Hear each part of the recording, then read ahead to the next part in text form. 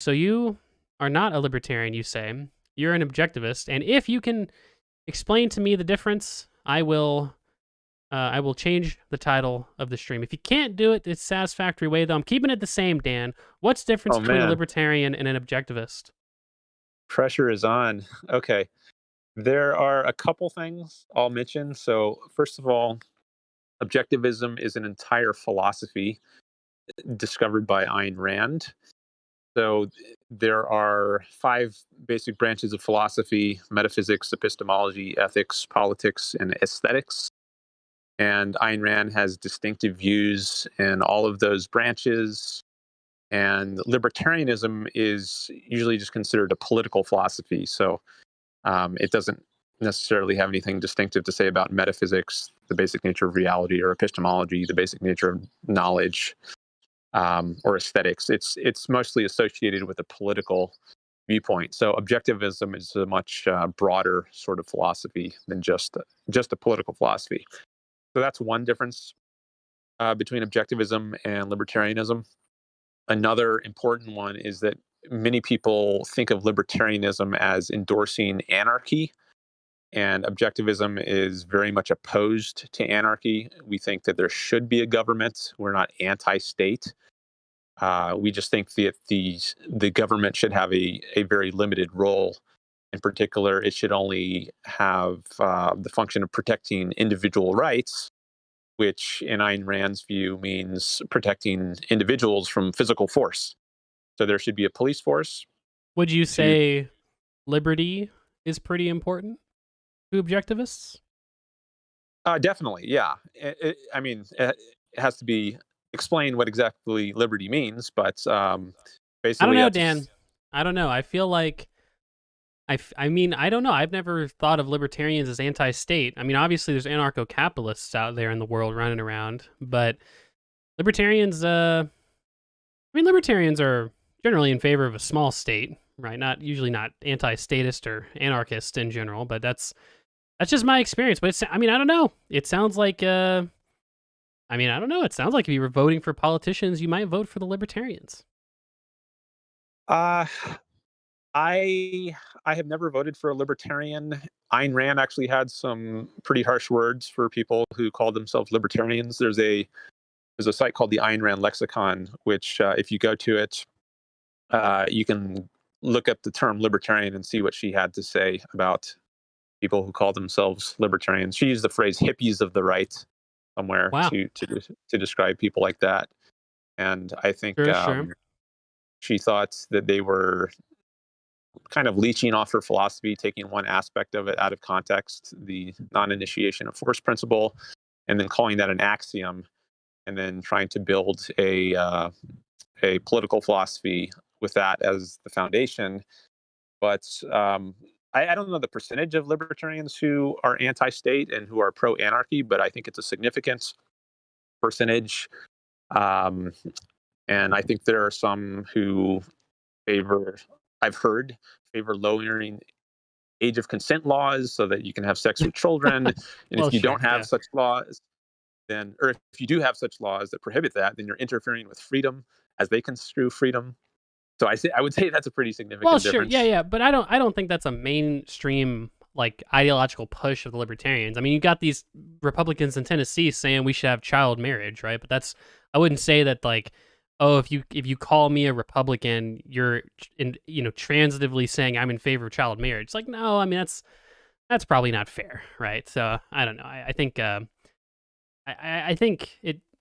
I don't know. To me, I get what you're saying. Like your initial explanation made sense, but I think that you're kind of straw manning what libertarians are, using the painting the whole ideology with its worst examples, right? And I don't know if that's fair for anyone.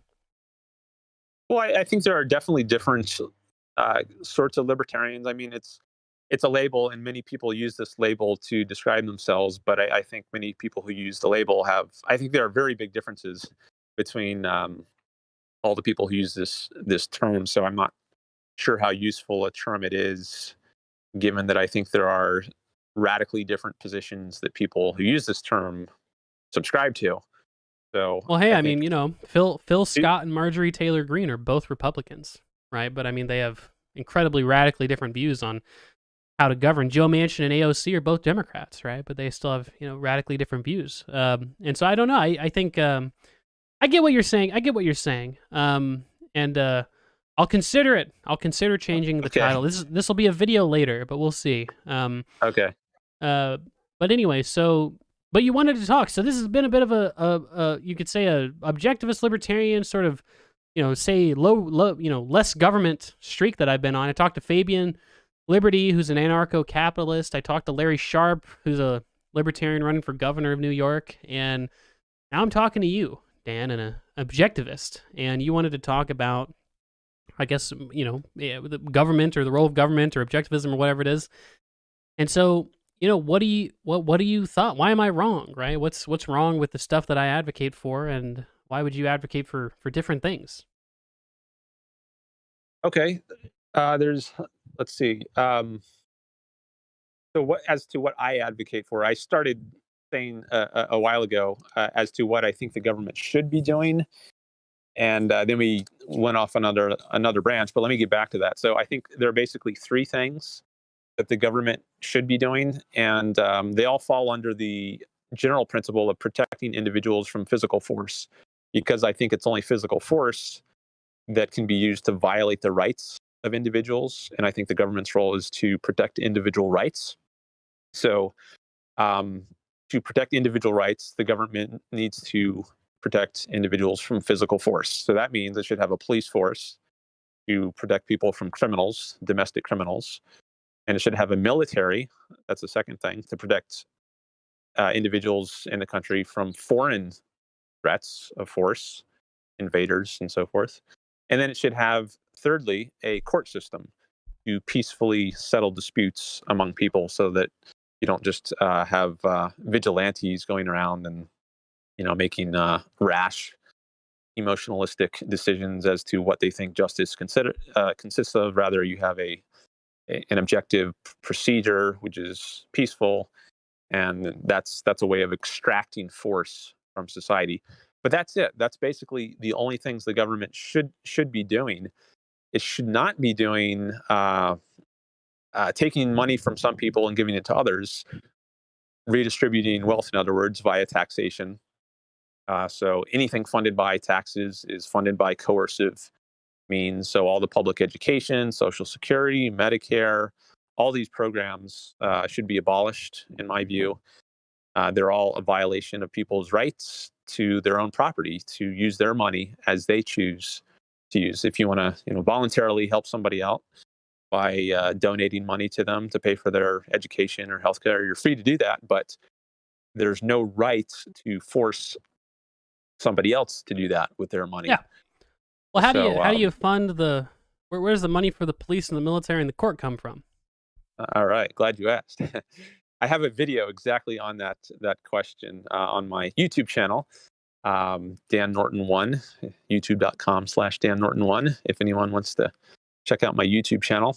Or you can also search for the Selfishness Project. That's an easy way to find it, because I have a lot of videos on the topic of selfishness, which Ayn Rand is famous for advocating. But she has a distinctive view of what selfishness means, which I talk a lot about on my channel. So, as to how government functions, the very few that there would be. So that's one thing. First of all, it'd be very easy to fund the government because it's doing so little. But the little that there is for government to do would be funded. It could be funded in a variety of ways. Donations is one obvious method. It's in the interest of people generally to have police, military, and court system. It's a way of protecting their rights. So I think many people would be voluntarily willing, including myself, to chip in to help that. Also, lotteries, and historically, I think lotteries have been used in some places to help fund functions of governments. Ayn Rand has an article in her book, The Virtue of Selfishness. It's called Government Financing in a Free Society, where she discusses various ways of funding the government. One in What do you mean particular, by lottery? I don't understand. What do you mean the lottery is a way a government could get money? the state could just run a lottery, and people could buy tickets with the hope of winning the lottery, and then they get a certain percentage, whoever the winner is, and then the rest goes to fund government functions. Okay, sure. So that's one other way some revenue could be drawn. Um, Ayn Rand has an idea she discusses in this essay I mentioned, Government Financing in a Free Society, where she says you could pay the government to enforce contracts. That could be another way. So people could draw up contracts between themselves, and they could both sign their names on it. But if you actually want to have the government enforce it, you could pay a fee to the government in order to have that contract enforced in case that you think it's been breached. And the payments to enforce contracts is another way government might be funded. Someone actually has mentioned, I'm not sure where I first heard this, but that the money the government gets could be invested, and then like in the stock market or in a mutual fund or something, and then it could just survive on the interest. The amount of money the government would need would be so small that it could just survive on the, or it would have enough money just on the interest it gets from doing investing in the marketplace to support what it needs. So I don't Yeah, think it would be difficult at all to finance the it'd be government in a free very. society. I think it'd be very difficult. I mean, if we take, I mean, what I would argue would be some conservative estimates, right? So it's how much does the how much does the U.S. spend on its military and police and the court system? We're probably talking about $1 trillion or $2 trillion a year, right, in aggregate, and that is like between what, like $4,500 and $7,500 per person per year, right? And I just there's states that have lotteries. As far as I'm aware, you can donate to the government coffers and government programs now if you want.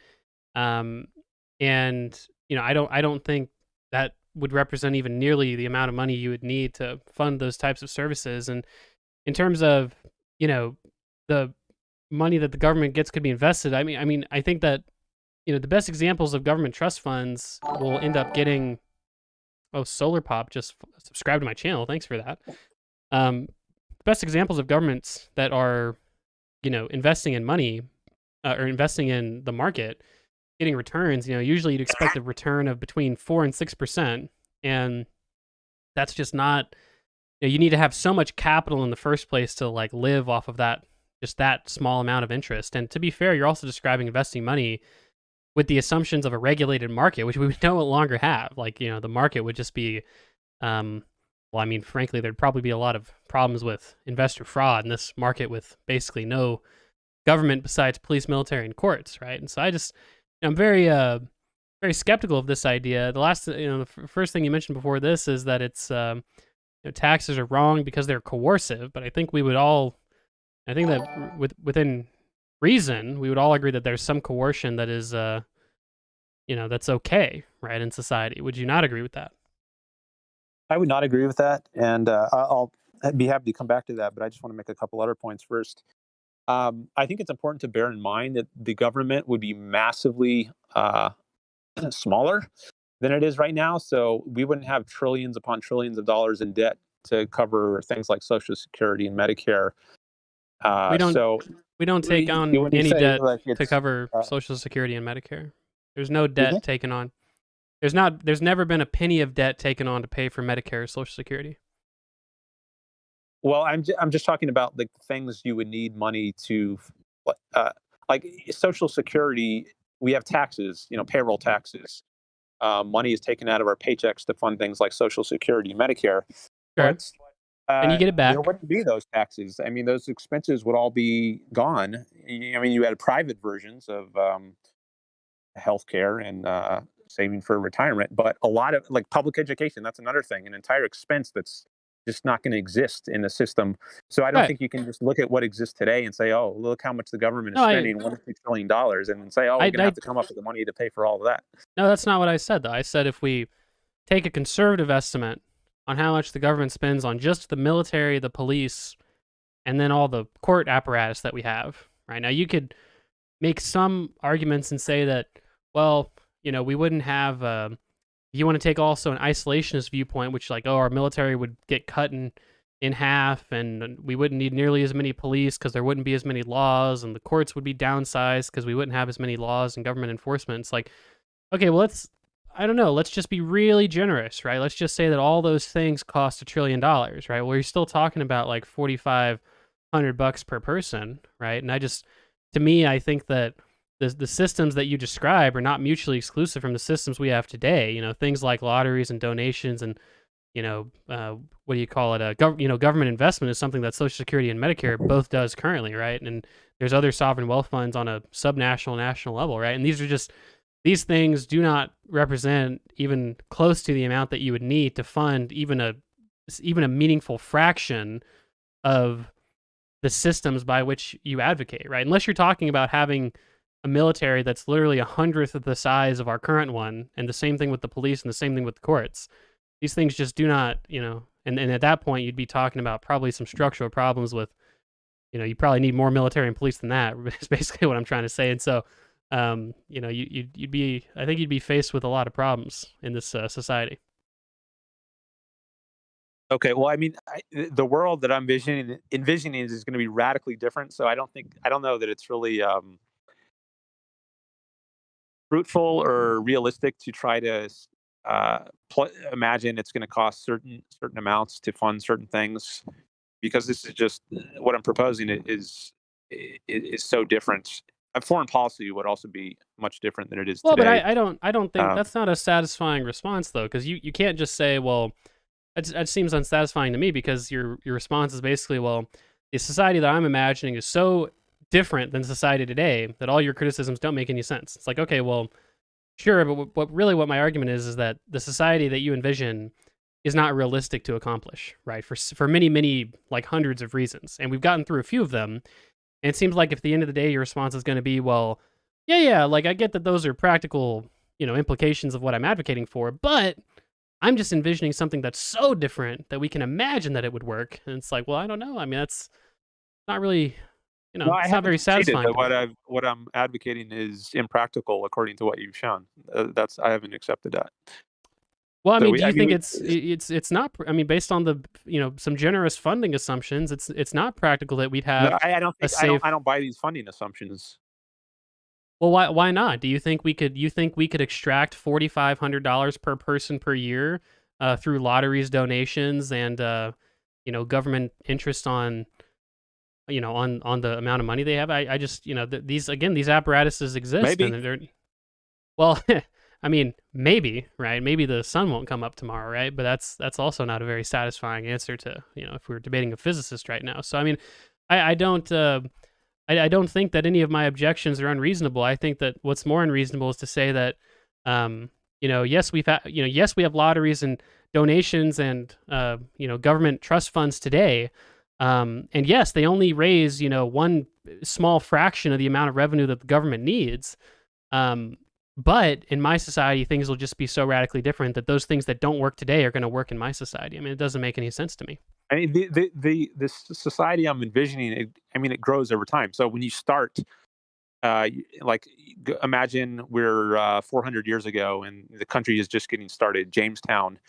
And at that stage, the amount of police and military and courts you're going to need is going to be radically smaller than what's needed today when you have a population over 300 million people.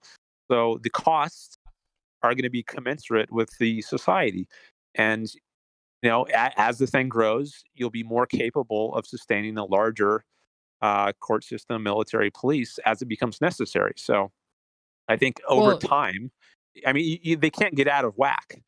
So Well, um, there was a lot more lawlessness and anarchy back then, though. I mean, that's kind of what I'm saying is that if we're envisioning a world where the military is a tenth of the size that it used to be, and the police and the courts are the same thing, right? I mean, this is a society that's probably got a lot more shysters and lawlessness than we had before, and that's kind of what that's the unsatisfactory reality that to me you're proposing. I mean, we've had worlds with a lot less taxes and government involvement. They sucked, right? And that's why we no, I would reformed say them to and the had government contrary. involvement.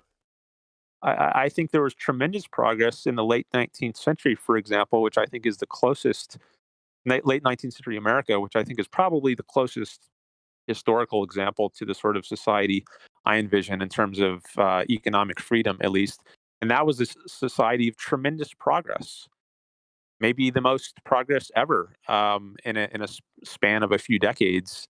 Well, If it you was it, wa- consider the increase in life expectancy and standard of living, all the inventions, that were Yeah, I made, mean, steam engine and so forth. it was a society that was overrun with poverty and crime and had all these systemic problems, No, and it eliminated poverty. It also was had a eliminating al- als- poverty. also had a banking crisis about every 10 years. I mean, it just Well, a we lot didn't have less free stable, banking. That's right? one thing. A lot less We stable. didn't So I have mean, we didn't have you a know, free banking system like what do you mean? I don't. Canada and Scotland. I've heard George Selgin. He's an economist who has written and spoken about this sort of thing, and he says that there weren't these periodic runs on the banks like there were sometimes in the U.S. in the 19th or early 20th century. But the U.S. banking system was regulated. There was a first Bank of the United States, the second Bank of the United States. There was greenbacks. There was later Federal Reserve System. So that's a massive interference of the government in the economy. That's not free banking. And Yeah, but he no, but says in the Scotland these and Canada, banking they were much more free and they didn't have these sorts of problems. these banking crashes happened ever basically from the point that Andrew Jackson killed the idea of a national bank all the way up until the Federal Reserve System and the Glass-Steagall Act was enacted. You basically had a banking crash that entire period about every 5 to 15 years, right? And then from Glass-Steagall all the way up to '08, there were no banking crashes, right? And so that was a 70-year run. Pretty, seems like a pretty positive development that can't be Well, there's explained also lots away. of inflation during that period. No, there wasn't. There I was a mean, in the commensurate there. 20th No, no, century, I no, mean, no. you used Hold to be on, able to hold buy on. dinner for 5 cents, right? Okay, give me a second here. So there was a commensurate amount of deflation and inflation. There was still a gold standard before 1970, right? And after that, we had the Federal Reserve take over with credibility and start reducing inflation. The only time that we had inflation that wasn't sort of, conversely met with a period of deflation was basically the late 1970s, right? But that was an anomalous circumstance, and then the Federal Reserve got their act together and solved that problem. So, I mean, we're getting hung up on the banking issue, but in general, you also said that, well, in the late 1800s, that they were working on ending poverty, right? And again, I think that there's There was many. much less poverty. I would disagree that people in the 1890s had less impoverishment than the people today, either by proportion or by absolute number. I That mean, were they seems not growing pretty. wealthier? Is that not why like millions of immigrants were coming to the United States so that they Millions of couldn't improve immigrants their come to the United conditions? States today, and we're growing wealthier today. That's not a good argument at all. We're much, much wealthier as a people today than we were in the 1890s. The point is that things were getting better. People's standard of Well, life no, was no, no. growing. Things are getting better today, and the standard of living today is 100 Yeah, times but at better the than the same standard of rate. living in the That's the issue. 1890s. Not at the Well, same rate. yeah, but we could say the same thing about the Soviet Union, that when they industrialized, everything, got better for the average person. But there were a lot of losses along the way that could have been mitigated with some reforms, Everything got right? better for the average person in the Soviet Union. No, that's not what I What? said. What I What said did you was say? that Okay, what I said was that the average person, you could say, was net better at the end of the industrialization of the Soviet Union. However, what we could also say is that if the cost of that centrally planned hellhole of an economy was tens of millions of people starving to death, and yeah, maybe they industrialized and the average person, had a toaster and they used not to, that's probably not something that's worth it. And what we could also probably reasonably say is that there were many reforms that they could have enacted that would have resulted in an equal amount of Hello? industrialization and population. You can't hear me, Dan. Hello? I lost your audio. Oh, dang it, Dan. Well, my point was just to say that you could say that there were a lot of Um, problems with. Oh, I might come have on, Dan. to What's wrong with call your you internet? back. Oh Oh, no. okay. Okay, now I got you back. I lost you for about 30 seconds. It's that free market internet, Dan. It's getting you. But all right. No, all that I was saying was that you could make the same argument about the Soviet Union, that they industrialized and the standard of living for the average person, especially the average urban person, got better as a result of the Soviet Union's economic policies. But the problem with that is that tens of millions of people starved to death, and we could also reasonably say that while the average person may have gotten better, you clearly left a lot of people behind, and with the right reforms, you could have actually had an equal amount of increase in standard of living without leaving all those peoples behind. So industrialization is what drives an increase in the standard of living, and I think that that's what happened in the 1890s, and I think it's unfair to look at that and say, well, the rate of growth in the 1890s was so much higher today. Well, yeah, I mean, we're a modern technological, economy, right? Obviously, we're gonna, it's gonna be a little bit different, right? I think I'm not sure I followed your point about the Soviet Union. I mean, You in you general, said the growth rate in the 1890s is a no, just justification. the late 19th century, not just the 1890s. I mean the late 19th century, not just Well, the that one decade, late 19th. Okay, I don't. Well, when I say late 19th like century, post I'm Civil thinking. War. Yeah, sure. Yeah, again, we're talking about a scenario where, okay, well, if we're talking about post Civil War, we're digging ourselves out of a hole, right? We had millions of Americans die in the Civil War, and so there's that number one, and so we're digging ourselves out of a huge economic hole. So we imagine the growth rates might be a little bit better after that, and then we're talking about a period of industrialization that caused a lot of increases in the standard of living, not because of some economic structure of the time. There was a lot of people left behind. There was a lot of crime. There was a lot of disease. There was a lot of poverty. But because of technological shifts, in general, and if we can certainly imagine scenarios where there were certain reforms or structures of the economy that were different, that would have led to more equitable growth in general.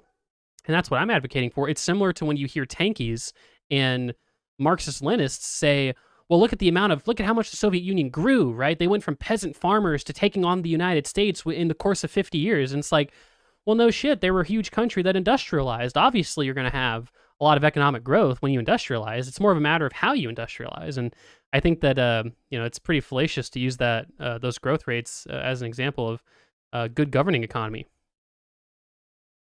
Well, you mentioned the economic structure was not connected to the technological growth. If I heard you correctly, I disagree with that strongly. I think it was economic freedom and political freedom, the laissez-faire, respecting of rights that allowed such increases and in growth, and such rapid growth.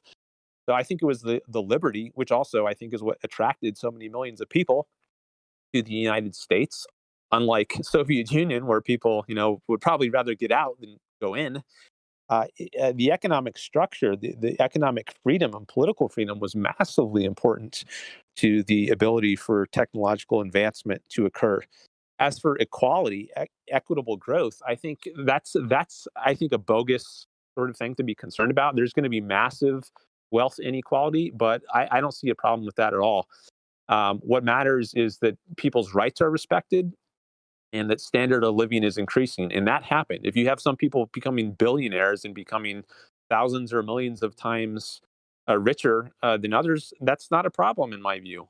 As long as they got their money honestly through voluntary trades, then I think they deserve it. They have a right to that money, and no one has a right to steal it away and give it to anyone else. Right, but the problem is that number one, there are just problems with economic inequality, right? That arise, right? So economic inequality is something that's been shown to cause increased levels of sort of social rifts and crime and things like that, which is something to be concerned about. Mobility is an important thing. The ability to extract economic rents when economic inequality gets so high, it becomes a lot higher, which is where the government should be able to come in and ameliorate those types of problems. That's one thing. And then the other thing is that, again, by that metric, if all we're caring about is increases in the standard of living and things like that, well, again, we live a hell of a lot better than we do today than we did in 1890, and that was as a result of technologies that were developed under this apparently unethical and hellish, democratic governance regulatory framework that happened over the last 100 years. So I mean, if in the last 130 years our standard of living got basically 100 times better, which it did in the last 1890s, I could use that as an example and say, well, obviously our regulatory framework is fine because, well, we live a lot better than we did in the 1890s. But I don't know if that would be very fair. And similarly, I just don't think it's fair to say, well, the rate of growth in the 1890s was a reason to prefer the governing economy of the time. That's not a good reason.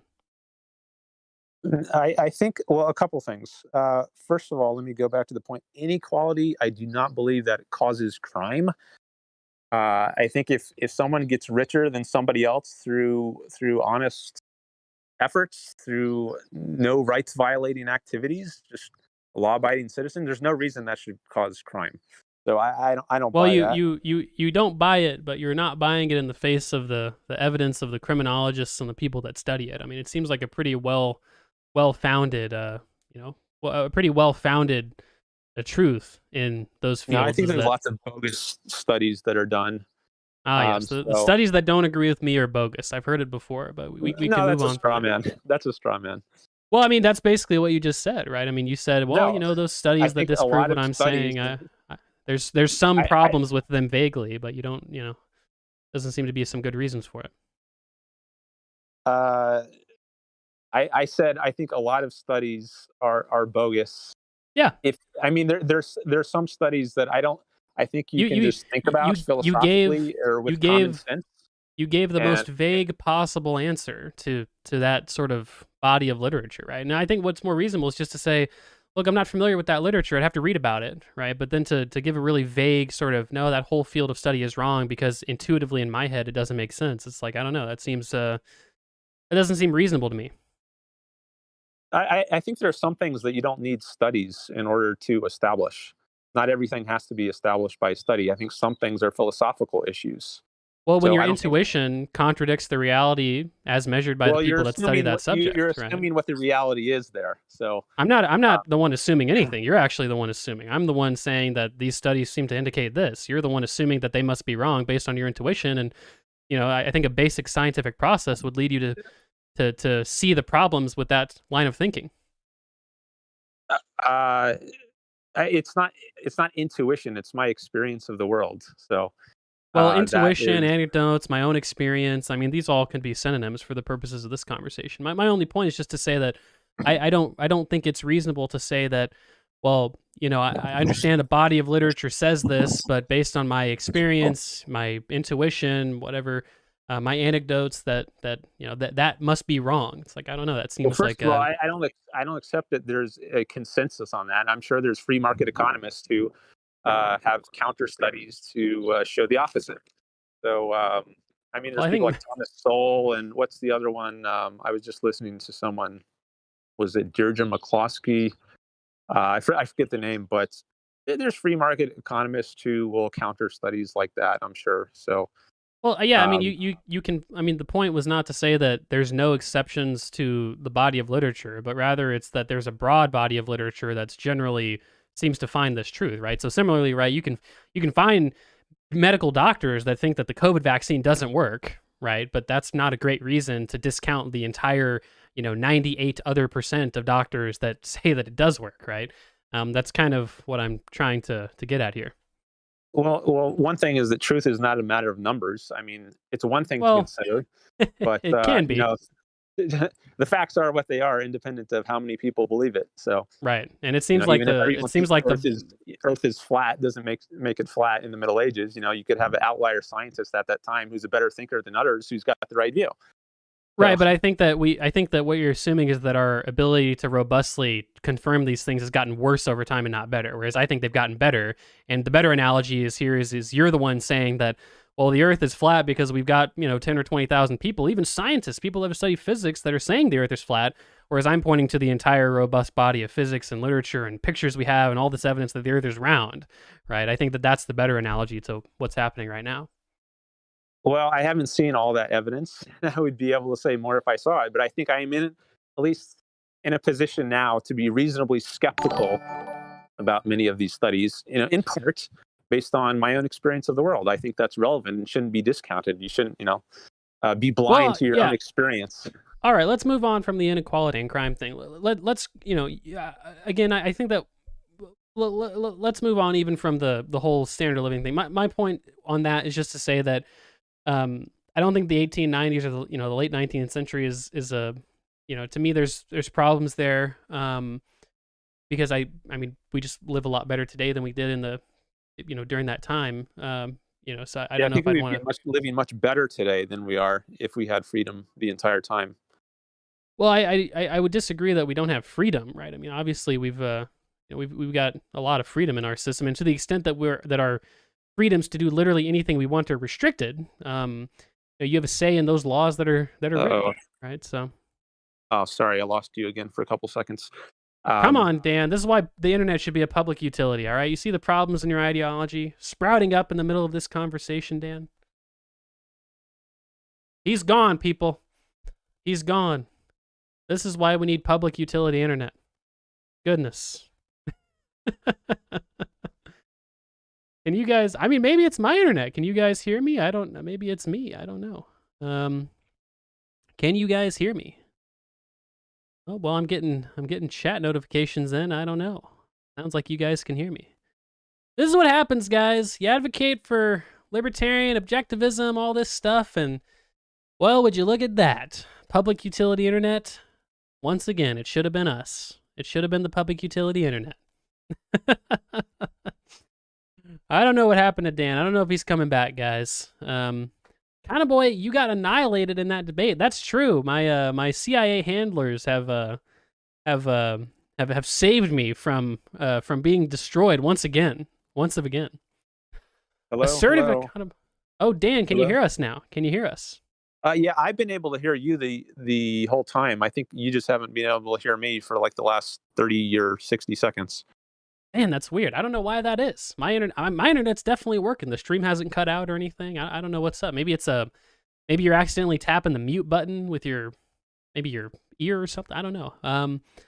But all right. Well, while we've got the while we've got the internet and situation field out here is I would say that we live in a pretty free society, right? And to the extent that we don't live in a free society where you can't do literally anything you want, you can't marry a child, you can't murder someone, that we have a collective say in those laws that get enacted, right? You can vote on those types of things. So Yeah, we have a lot of liberty and much more than many other places in the world, and I'm very thankful for that. But I think we also are much more restricted in our liberty than we should. So, I mean, all the taxes, I think all that is a violation of property rights. That's an infringement of people's liberty to do what they want with their own money. All the regulatory agencies, FDA, SEC, FAA, FCC, OSHA, NLRB. I mean, you could list, go on for a long time listing all the regulations that sure. restrict people's freedoms. The fiat money produced by the Federal Reserve by Well, hold on, stealth. but you're not responding to what I said, currency. though. You're not responding to what I said. What I said was that to the extent that we are not free to do literally anything, right? So we can't make our own currency. We can't we can't sell food that's poisonous, right? To the extent that we can't do those things, you have a vote, a say in a democratically accountable system to change those things, right? I mean, that's the that's a little bit different than not being free, right? I mean, we don't live in we've got a lot of freedoms that many other people don't have, right? Yeah, we do. But I think we're still. I mean, we still have a long way to go to get to a consistently free society. And I don't think democracy, by the way, is if that means unlimited majority rules where just whatever a majority wants goes. I don't think that's freedom. I don't think the majority should be able to vote away the rights of minority, as they do in ancient Greece, where they sentenced Socrates to death because they didn't like what he was saying. Just because the majority doesn't like that doesn't give them the right to vote away someone else's right to life. Likewise with taxes. Yeah. Doesn't matter if a majority wants to take my money away to give it to someone else. They don't have a right to do that.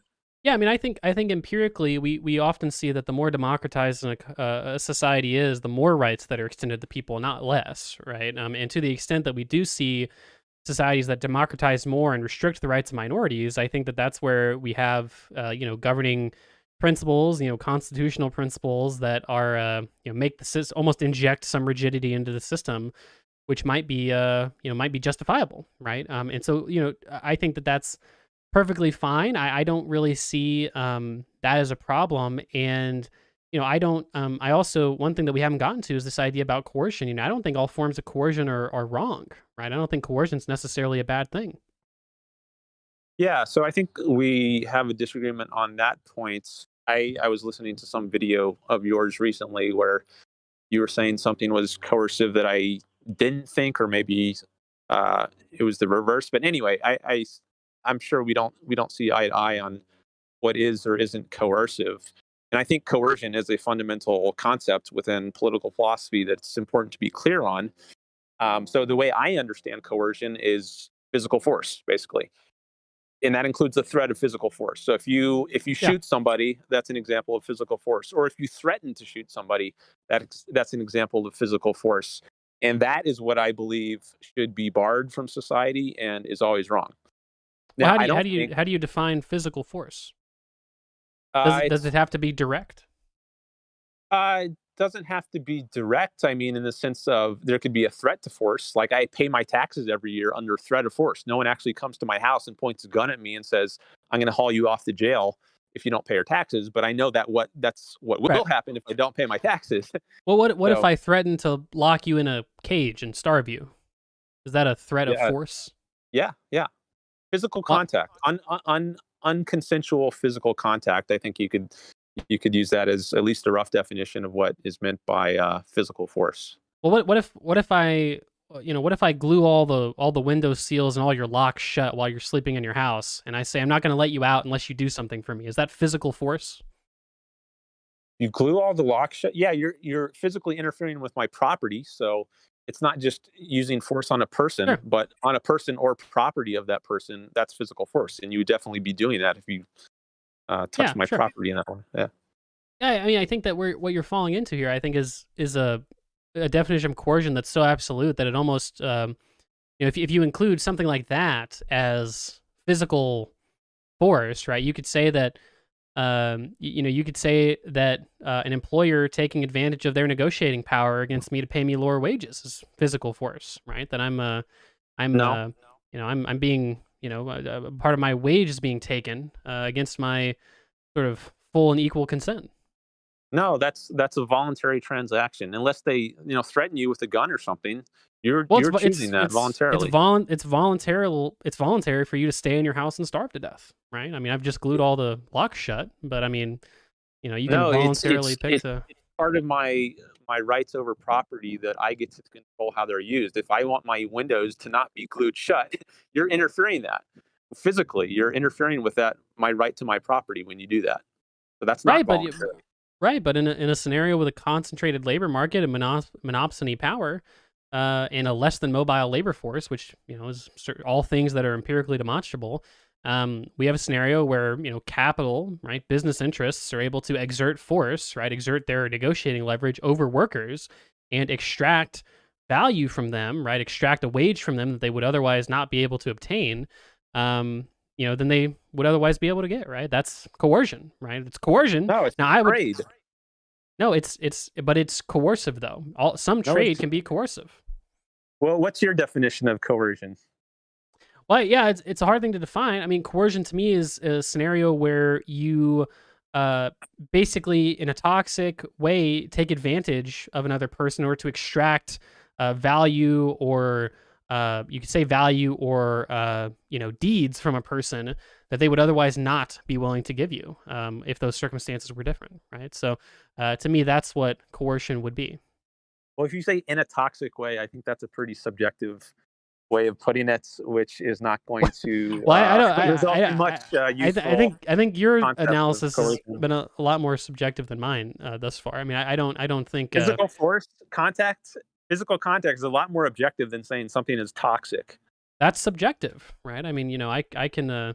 You could say you're coercing me by giving me a hug and making me care for you, right? That could be a form of coercion under that definition, right? But I don't think that's any more objective or subjective than mine is. I mean, the point is just to say that I think that your definition leads to the idea that, well, basically, as long as you're not physically touching me, there's no such thing as or threatening to physically touch me.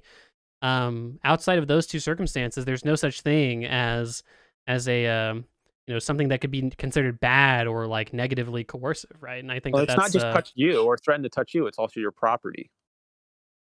well, well, sure, right? But if your work product is your property, right? I have a a right to my work product, right? Yeah. Then every single firm is coercing every single employee under a standard Marxist analysis, right? And I just Well, don't I think don't. I that's don't agree with the Marxist analysis. well, I right. think I Marx is understand you very wrong. don't, but Well, right, and I do too. But my point is that my framework doesn't lead me to agreeing with a Marxist, right? And so that's kind of where And mine we're does. hung up here. Well, yeah, because if you're saying that gluing all the windows and locks shut in a house, and if they don't do something for me, then I'll just leave them in their house and they can starve. You're saying that's coercive, right? Yeah. Right. And so what I'm saying is that if you find yourself in a less than mobile labor market where you're not able to necessarily shop around and find a different job and stuff like that, and you end up in a negative sense having to accept a wage that's lower than you would otherwise tolerate because that's the only option available to you, you're saying that's not coercive. But I think that's certainly coercive, and I think that's where the government should probably come in and do some good work regulating that situation. I'm not sure I fully followed your example, but I just want to say that you don't have a right to a certain wage. So the Well, fact that you what? No, can't get a I certain didn't wage say that you that. want is not any evidence that you're being coerced. I didn't say that. No, that's And it's not. I'm not also much saying. different than being locked in your house. Well, no, because in the scenario again, I think you're missing the analogy here. I have not physically touched you or threatened to That's my physically touch property, you, though. right? Well, sure, but my work product is my property, right? Do you not have a right Yeah. to your work product? Yeah, whatever you voluntarily consent to. You've agreed to Right. take a job on certain You terms. have a right to your work product, right?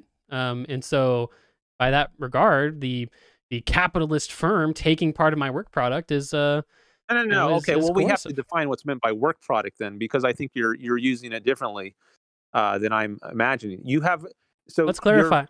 you have a right to the wages in this case. You don't have a right to some. I guess the Marxists would call it surplus value. I don't really buy that concept. But what you have a right to is what you voluntarily consent to on the contract, which is your wages if you're a wage worker. That's it. Yeah, I get what you're saying, right? But I think that what you're either not sort of addressing or coming with is the idea that certain markets can be skewed, and therefore certain actors in a market can coerce people into basically signing a contract or volunteering their situation where they otherwise wouldn't want to do that, right? And No, that's where no, I don't buy that they're being coerced into signing a contract. I think it's voluntary. you okay. It's okay if I hold a gun to your head and say, Well, then hey, it's do coercive, this. Okay, right. That's coercive because you're threatening to shoot someone, and right? that's not what happens. Now, right, but ultimately I could reduce that down and say, well, you're voluntarily doing the thing for me, even though you're holding a gun to my head. And it's like, okay, well, yeah, but did you sign on the dotted line? Like I could do that over and over again. You're just saying that, well, my line is further, my preferred line is further to the right than that. Whereas what I'm saying is that I'm just not sure that that line necessarily makes the most sense, right? I think that sort of a more broad definition of coercion makes the most sense because under your logic, there's literally no such thing as a market that could lead to there's no such thing as like market failure or coercion, and all contracts are necessarily voluntary in a holistic part. But I don't know, that's not reasonable, right? I mean, is it I'm trying to think of a good example other than the one I've already mentioned, but I don't know if that's the most reasonable thing to assume. Oh, I think it is reasonable. I think it's unreasonable to assume it's not voluntary. If someone is just making you an offer which you can walk away from, they're not Yeah, putting I a gun to mean, your head. It's up to you whether you take the job or not.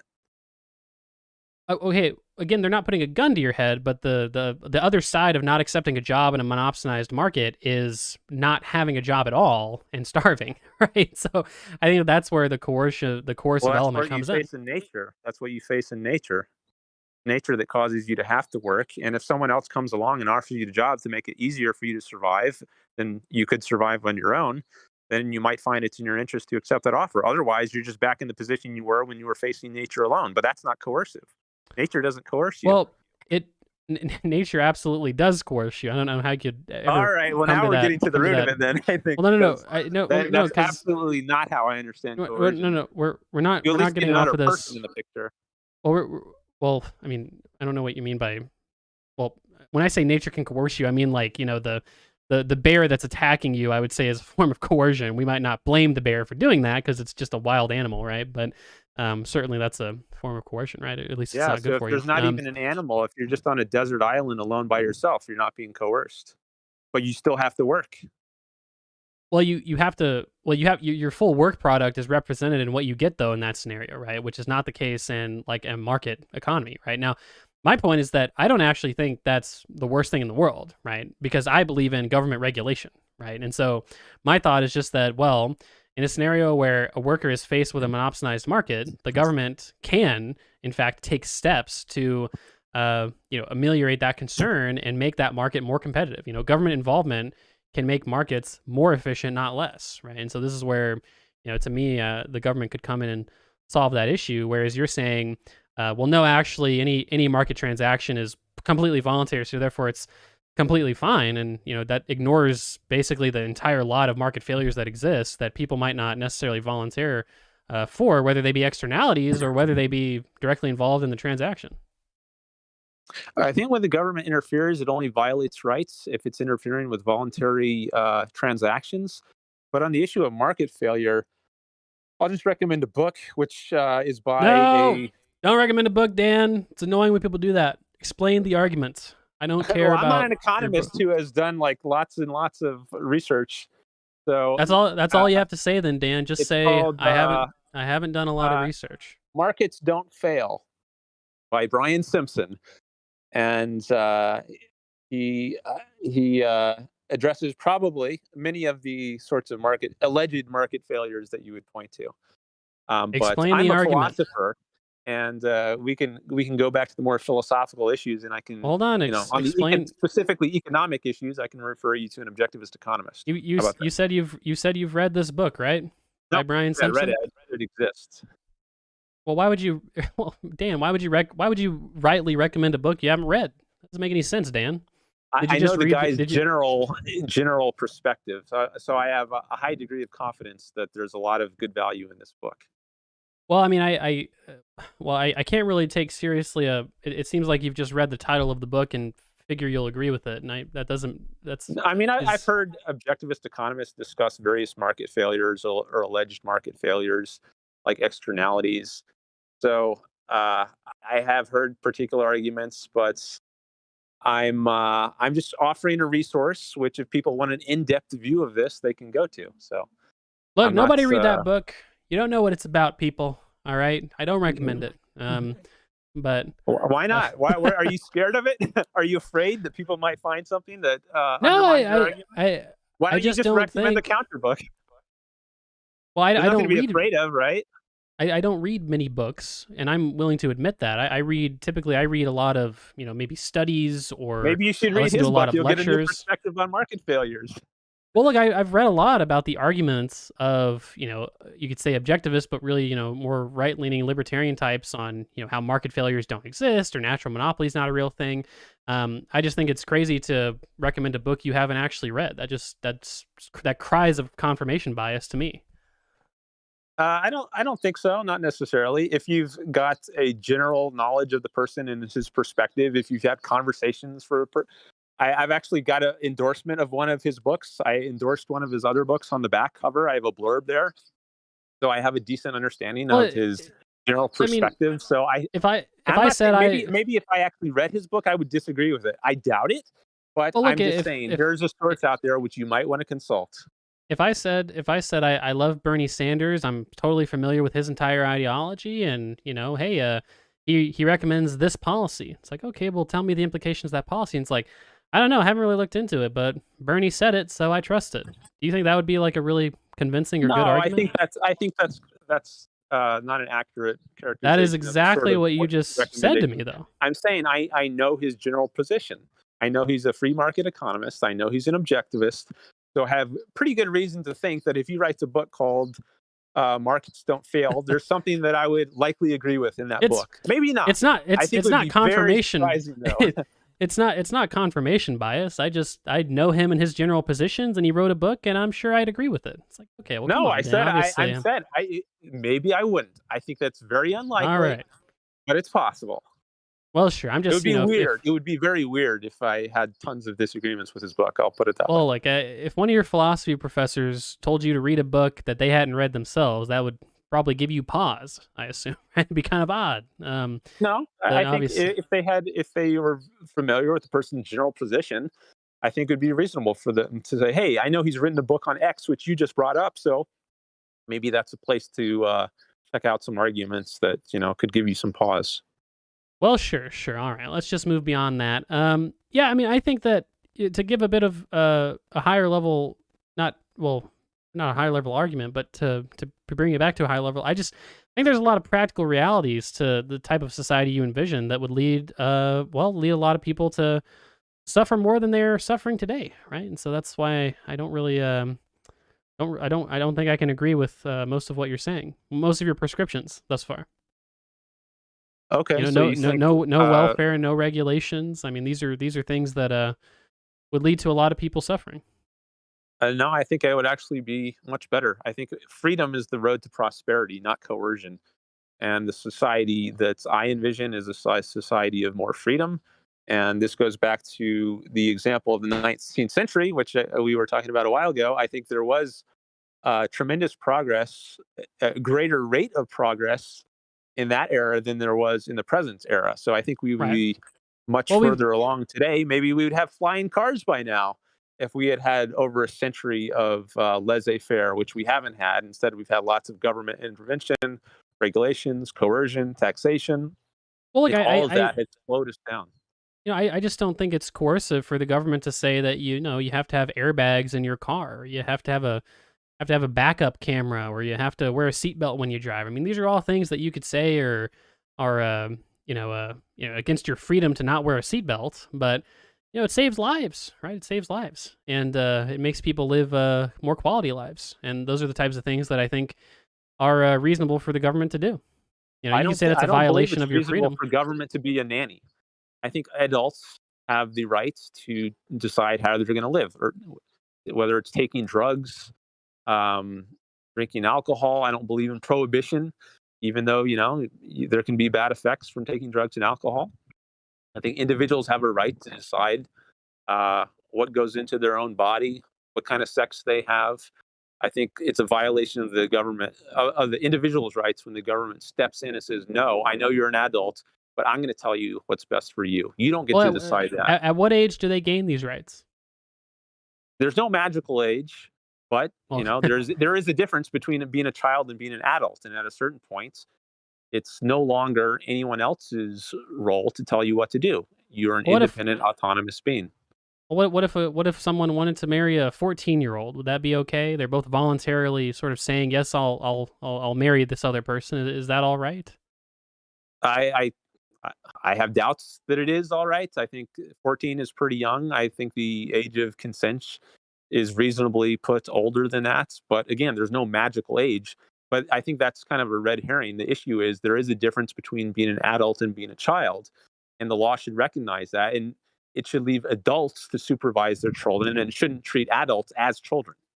Well, what I'm saying is that without a government, you're saying the government shouldn't act as a nanny, right? But I mean, the government's getting into quote unquote your business by saying, you can't marry a 14-year-old, right? I mean, that seems like a No, it's reasonable. protecting rights. If it's because children, they haven't developed enough to be able to make certain kinds of decisions. So Right, but it's not.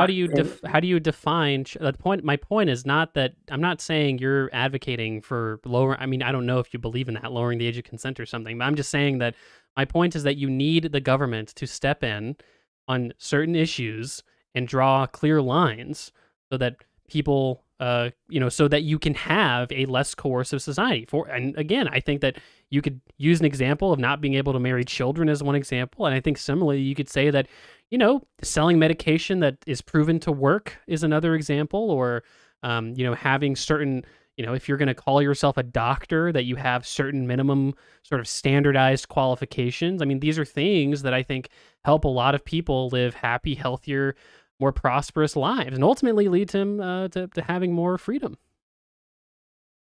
Okay, I think the examples you're giving are I put in different categories. So when it comes to having a law that says you can't marry someone under this age, I don't think that's a violation of rights. I think that's a way of protecting rights. Um, I think because having laws that say that doctors have to have some qualifications and medication, I think that's a way to protect the consumer's rights. okay, I think that's where I'm going to disagree. I would put that in a different category. I don't think it's the state's business to be giving out licenses of who can and can't practice medicine. I think there can be private organizations that give certification, and you can try to get these certifications if you want to get some kind of third party stamp of approval to uh, get some uh, more buy-in on the part of people who are shopping around for doctors. There can be Well, the certification the AMA agencies. the AMA is a private, institution. I Okay, mean, that's that's fine then. But what I oppose is the government forbidding people to practice medicine. I think this should be a private business. So that's a difference. So if it's a private organization, yeah, that's what I favor. And I think there should be agencies that certify people and that you can get their stamp of approval and therefore give people confidence that you're a legit doctor. I'm all for that. right. Just that the And what I'm government shouldn't saying, be doing that. right, and it just sounds like you don't care about the consequences of these policies at all, and maybe you don't. I mean, not everyone has to be a consequentialist. I just think that the prospect of people being able to go out and pretend to be doctors just seems really, you know, unsatisfying to me. You might say that, oh, well, their reputation's going to be harmed and the market will correct for that. And eventually they'll be put in jail if they mess up enough. But the problem is all those people along the way that get messed up and, aren't held they're not held accountable at every point in that chain. Right. And so I think starting off from the start saying, no, we're not going to hire you to practice medicine if you don't have these basic government required qualifications. I mean, I think that that's where you end up saving a lot of those people that person would hurt along the way. I don't believe in preventive law, so I think someone is innocent until proven guilty. And if someone does something like they harm patients, then they can be they'll suffer the consequences. They can go to jail if they do something intentionally that harms Right, someone. but you're leaving But all those but none of, people but the thing along the is, way okay, on the hook. maybe you're going to murder someone, so maybe we should just lock you up right now. It's possible, right? And we don't want it. We want to be able to prevent that from happening, right? So No, let's just lock you up now. nobody's saying we should lock you up because we think you're a bad doctor. We're just saying that if you want to become a certified doctor, we should say if you want to practice medicine, you have to get a minimum qualification that's standardized that we all agree upon. That's all that people are saying, right? And hey, guess what, Dan? It's totally voluntary. You don't have to do it if you don't want to. Well, you can have a private organization that does that, and people should look into it. They should say, "Well, has my doctor got this certification that's been around for decades, and it's acquired some amount of reputability? And if he doesn't have any of these qualifications, then you better keep shopping." I think it's part of being a responsible adult that you look into what you're buying. You don't just blindly lurch into the first person you find on the internet. You look into it some, and I think that's something Yeah, that's is I don't reasonable think to expect.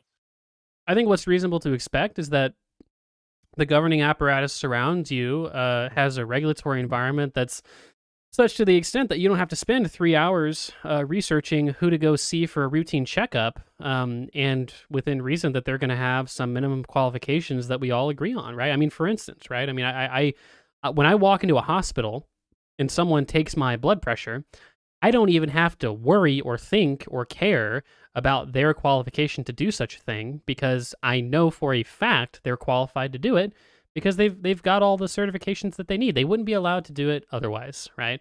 I think that saves a lot of time, allows people to go about their day faster, and I think it prevents a lot of scams and people from being taken advantage of. I don't know that it's going to take 3 hours just to find a doctor. I mean, there could be a very well recognized brand, just like whatever McDonald's or Nike shoes or whatever, some brand that's been around for decades, and you go into the store and you say, all right, well, here's Nike shoes. I know that people have been buying these for decades, so I'm perfectly comfortable buying this shoe. It only takes a few minutes. You see, they've got this brand, and okay, boom, you're ready to go. I Yeah, don't but see why it's going to take 3 hours of research to be comfortable with it. brand equity itself is a market failure, right? I mean, in theory, you should not be able to extract value from your clients just because of your brand. That itself leads to other market problems. For instance, right? Let's say that you're a brand that's well respected and well known.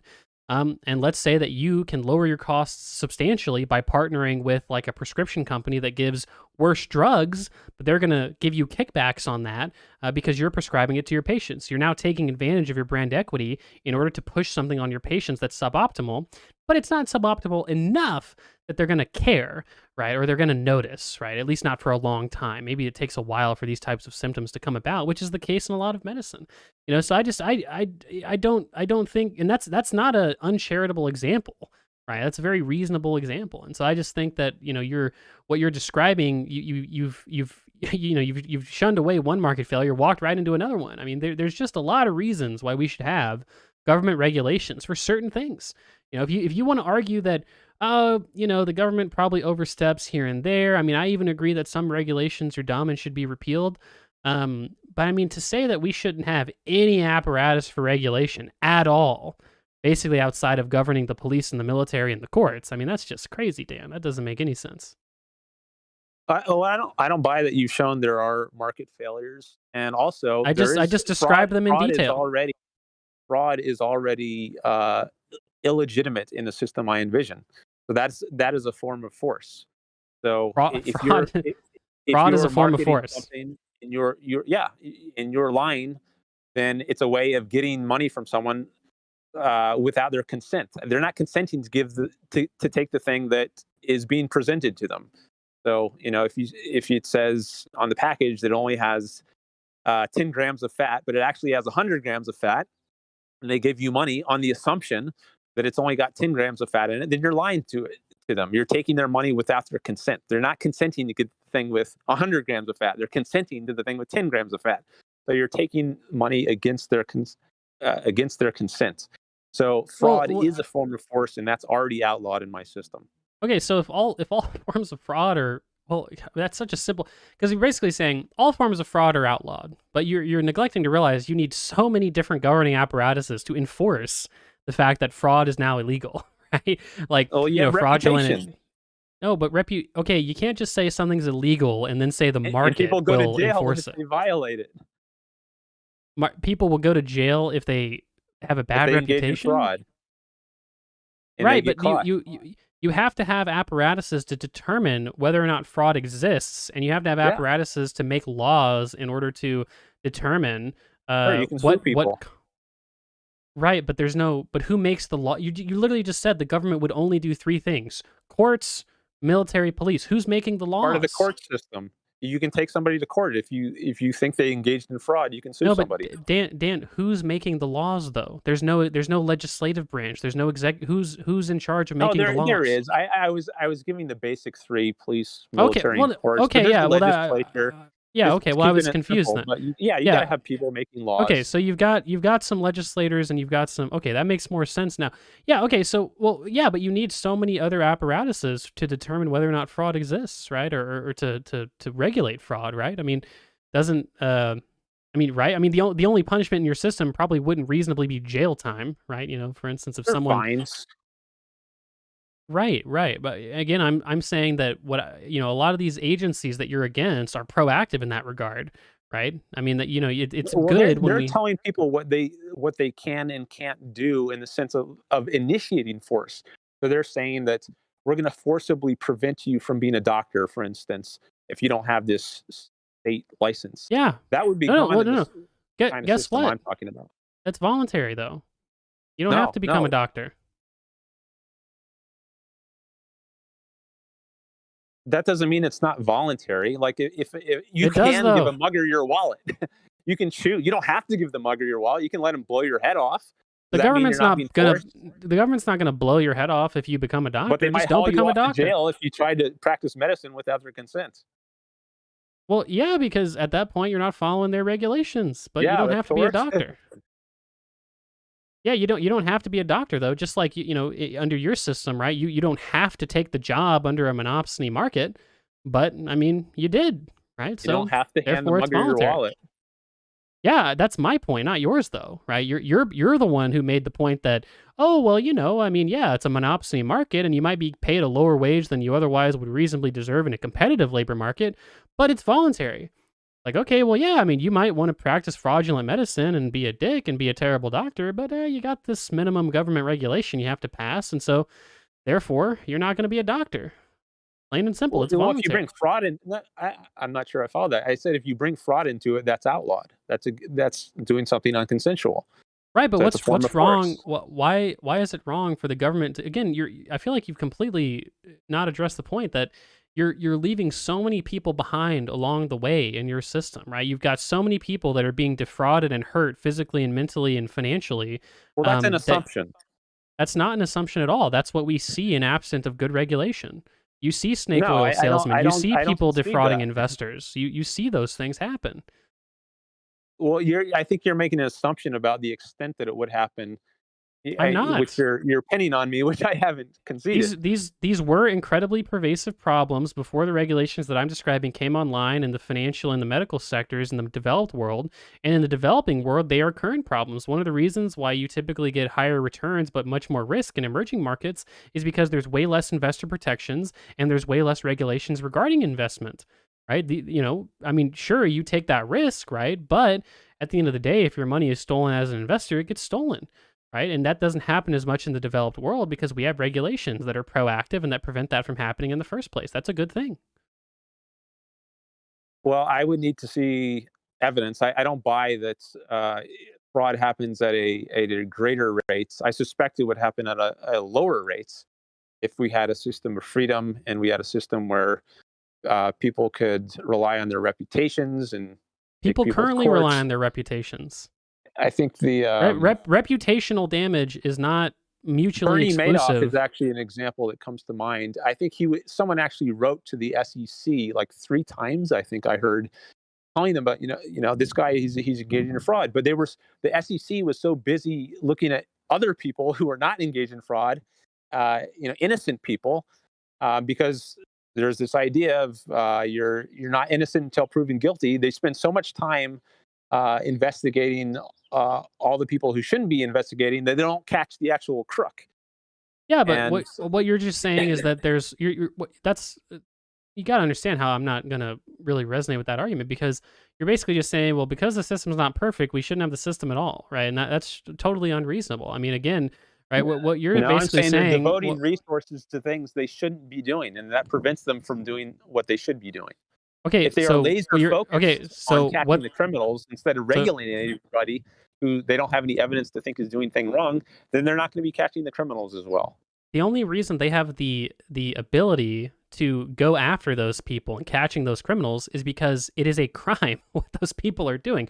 Whereas what you're saying is, well, we're just going to have a vague notion of fraud and no actual regulatory apparatus for investing and how to, sign off on your investments and the standards by which we would announce investments to the world is ridiculous. Someone points out in my chat, I didn't even think about it, but they're right. Bernie Madoff he was caught, also and put in jail, right? So it's not a great example. And Well, I don't think it's a great example of the effectiveness of regulatory agencies.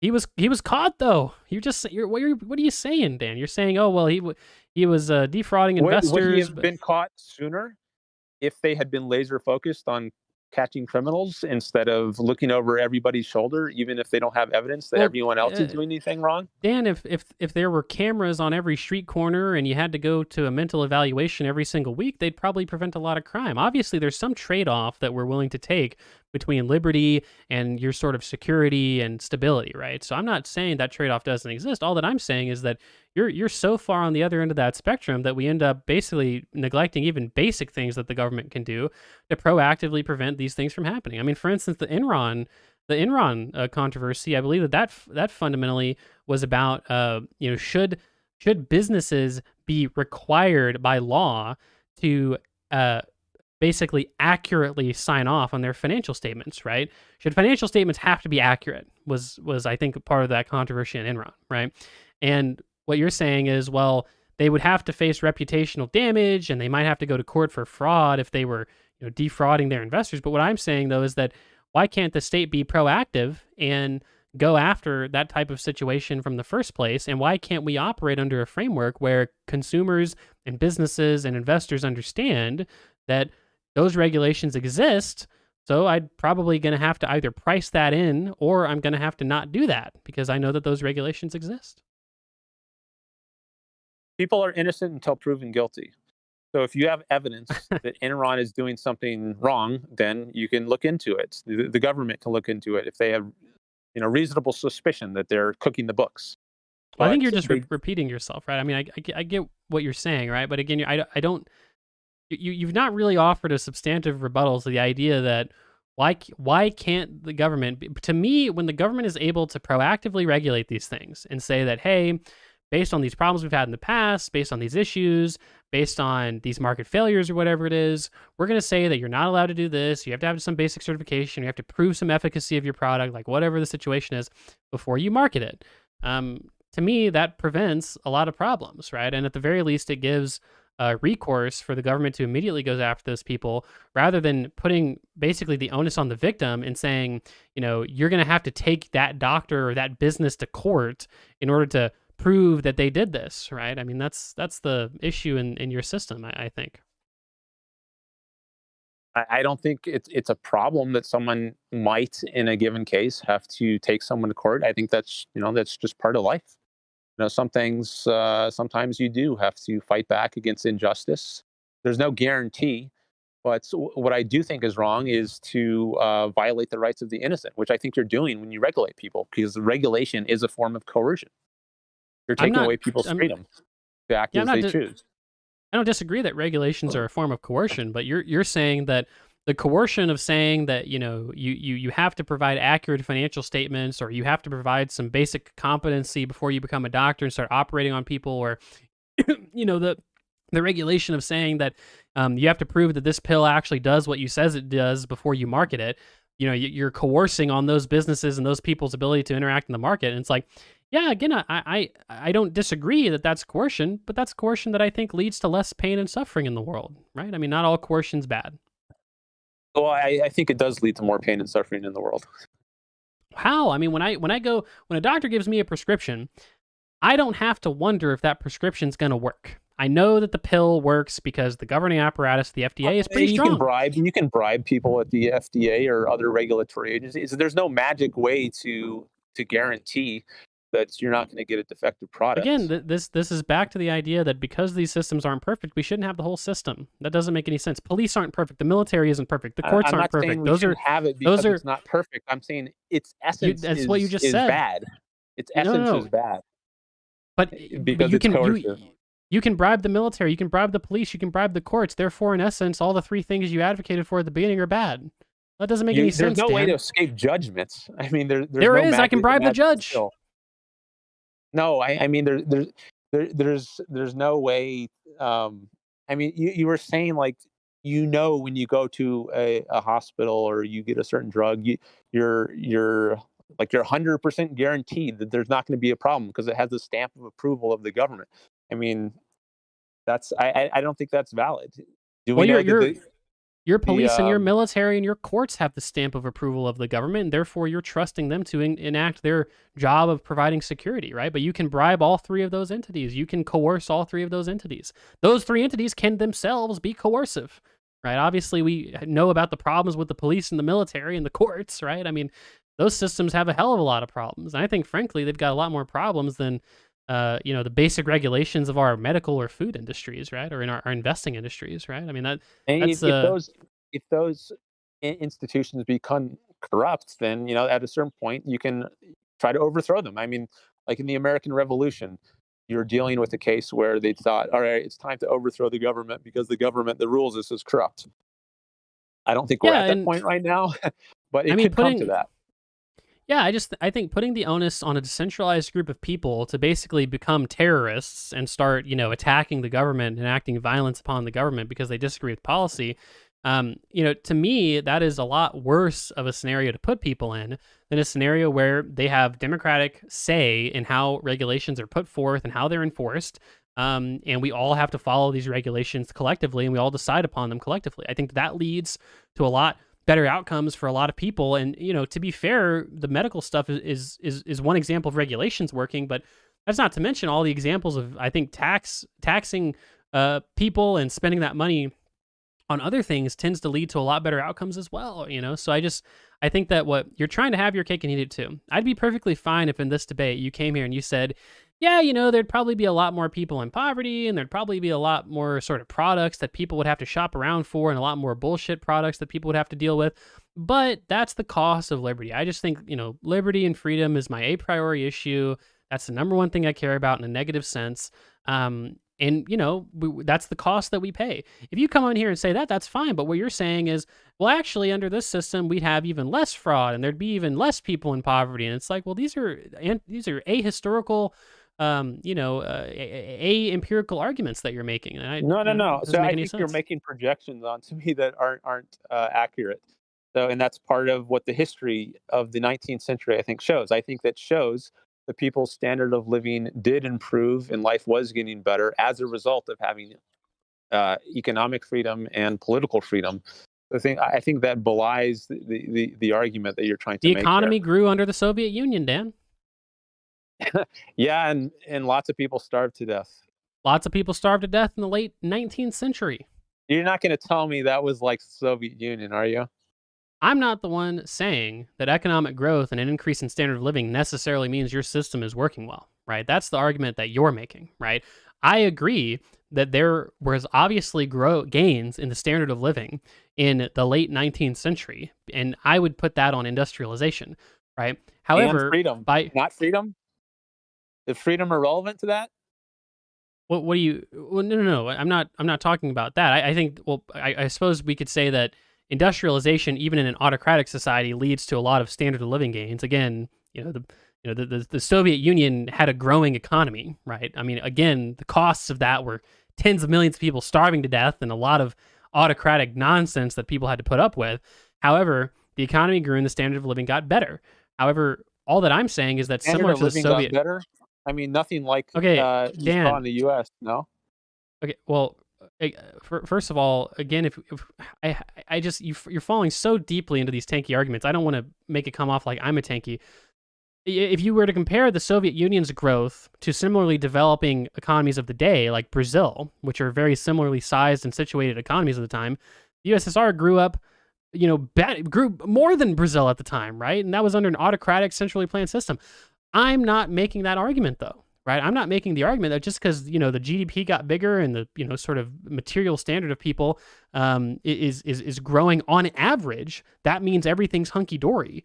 You're the one saying that, well, because the economy grew in this scenario and because they had freedom, therefore the economy must be a good governing economy that we can apply to today. Again, forget about the Soviet Union. We live today a hell of a lot better than we did in the 1890s, right? And the 1890s, they lived a less free life than they did 100 years earlier, right? Before, like you said, they have even these basic government apparatuses in place. So, again, I don't think that the correlation you're drawing is so suspect, right? That I think it leads to a lot of pretty poor analysis. I mean, look at a country like Singapore, right? Forget about the Soviet Union. Look at like a country like Singapore that has a hyper, not a hyper, but like an incredible amount of state involvement in the economy. Same thing with Taiwan and South Korea and Hong Kong. All the Asian tigers had a shitload of involvement of government in the economy, and yet their standard of living grew incredibly. The 4 Asian tigers, right? I mean, these were under more or less autocratic governments at the time. How's that possible, Dan?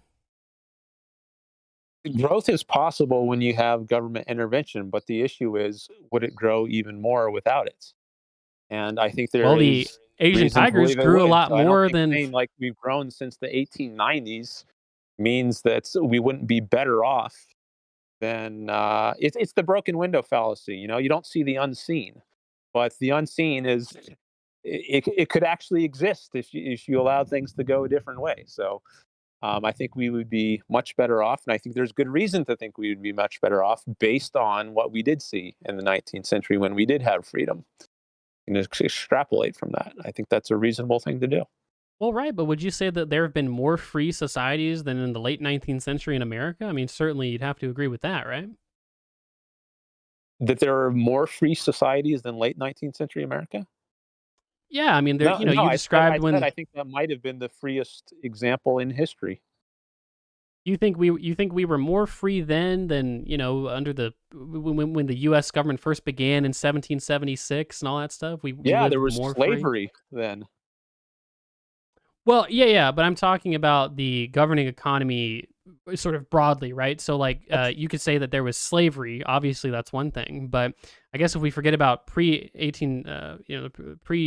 slavery days, let's talk about other societies of of today, right?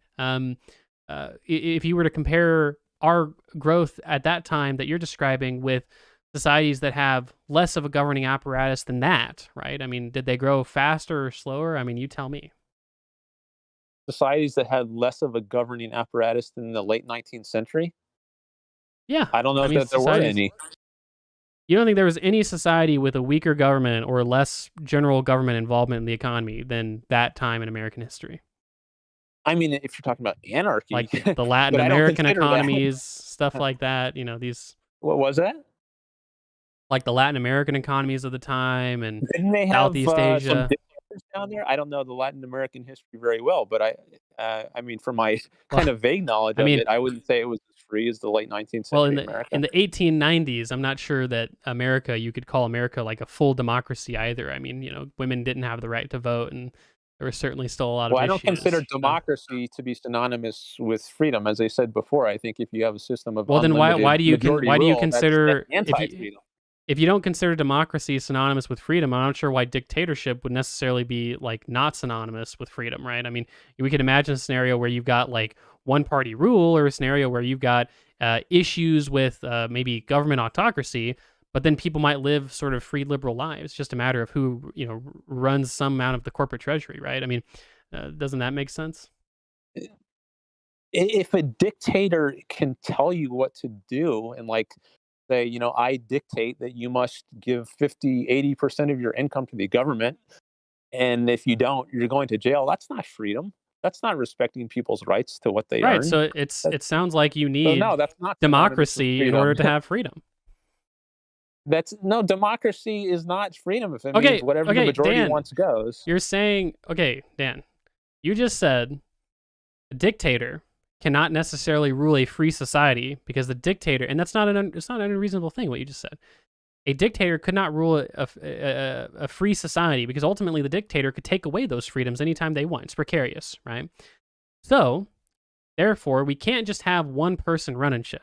Probably need a lot more people, right? And those people probably need to be accountable to the people they actually govern, which sounds to me like democracy.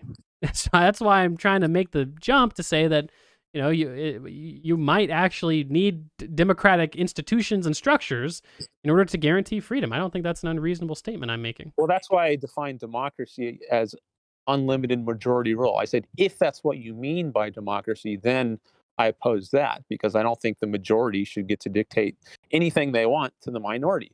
Well, But Dan, if you mean limited majority rule, nobody generally advocates for a complete majoritarian, direct democracy, right? I mean, obviously we're talking about representative democracies with checks and balances. That's the system that we live under today. no, we have a system where sometimes there's ballot initiatives in certain states, for instance, where Come on. if it passes, a majority votes to have some real So estate tax or whatever, then you now that's think the that law. because okay, Dan, you think that because some states have direct referenda, we couldn't you think because of that, we couldn't be considered a democracy? We're a democracy in a certain sense, yeah, but not in an unlimited majority rule sense. That's all Right. I'm. And that's what we have again, the freedom that the anti-freedom democracy that you described, that's not the system that we live under. The anti-freedom democracy. We have an element of that. We do have certain, like the referenda I'm talking about. I think that's an example of it. Yeah, you're gonna have And to not link. everything is like that. I don't know. Maybe I'm trying desperately here to find GDP growth all the way back to the 1800s. I just can't find that. Maybe you can point me to where you found that statistic from. It exists somewhere. I just can't find it quickly. But Anyway, look, the point that I'm trying to make here is just that I don't think it's reasonable to say that because we grew as an economy back then, right? Therefore, the government must have been doing something really great. Again, they had banking crises all the time. People were impoverished. There was more crime and poverty back then than there is today, as a sort of proportion of the population. Obviously, poor people today live a much better and less precarious life than poor people in the 1890s, right? I'm not sure how we could reasonably argue against that. And so my only point is just to say that if we use those same metrics, then the system that we have today would certainly be pretty advantageous, right? I mean, that's the point. The fact that people who are poor today, poor in quotes, because poor people today live richer than kings did 5 centuries ago, That's have my more point. than they did a century ago, doesn't mean that today's system is better than the system of a century ago. Because if we're growing at a snail's pace, or a snail's pace compared to what it could be, cheetah's pace, then that's not an argument for the system that we have today. What I would like to see is the rate of growth that we had in the late 19th century, where you had these huge innovations, automobile, airplane. I want to see flying cars by now. We don't have that. I think we would likely have that, or at least much closer to that, if we had the system of governance that we had in the late 19th century. Oh man, I don't know, Dan. I just found this. I don't even know if you're right about the economic growth. It looks like from in terms of real GDP per capita growth, it looks like in the 1870 to 1913, the average annual rate of growth was 1.82%, but the period from 1973 to 1998 was about 2.25%. So it sounds like that's not even correct, the statistics you're labeling, or the assumptions you're making. We grew faster. Well, It seems like we grew faster after that period than before. I'm suspicious of that, but I'm not an economist, so I don't have these numbers at my fingertips. Come on, It's just Dan. it's a Come general on. knowledge of history. General knowledge of history. Well, It's what I'm your general relying on. well, I don't know what general knowledge of history you were using to make that confirmation. I mean, I just All the inventions, all the inventions. Dan, It's there's a called. ton of invention. We have the telephone and the internet. There's way more important inventions. We've got the nuclear Yeah, but I think bomb. we I would have mean, a lot more inventions if we had that sort of Dan, are you system. trolling me, Dan? Has this been a troll this whole time? Are you trying to get my goat? No. Why do you think I'm trolling you?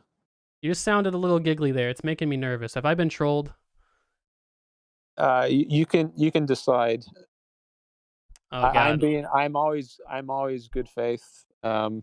If you don't think that, well, that's your judgment to make. But The I'm giggles always. made me nervous. Look, okay, the point is just that it appears the economic growth of the 1800s wasn't actually better than the economic growth of today.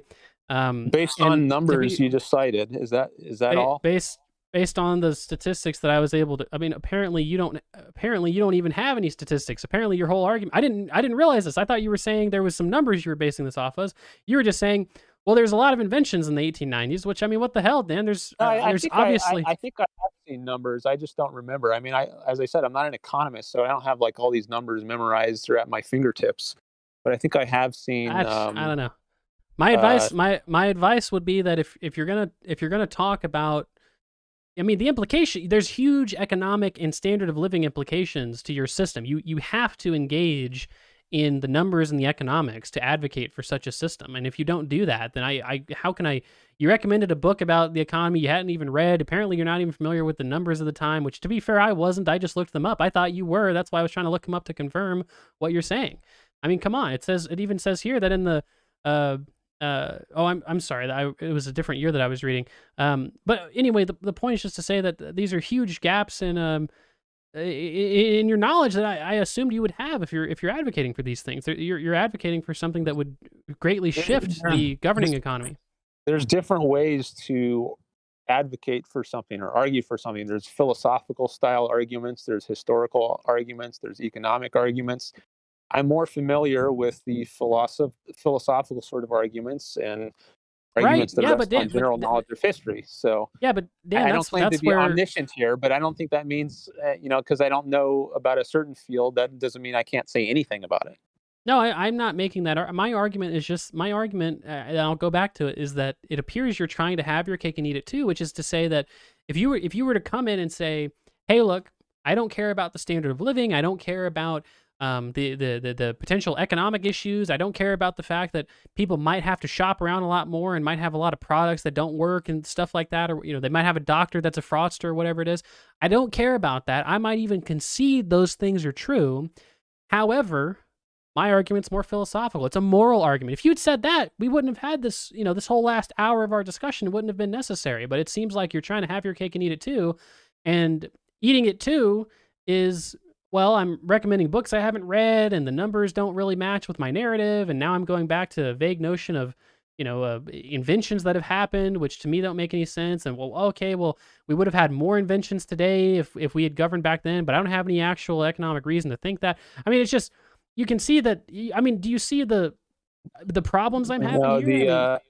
I think I don't think that's a I think you're making my argument sound weaker than it is. I mean, Well, there's other I don't sorts know. of arguments I could give, like If your which you haven't argument seems, really gotten. I feel like it was charitable. If your argument seems weak based on what I just said, I mean, that seems like a moment of self reflection. I don't, I didn't. I feel like I summarized the argument pretty decently just there.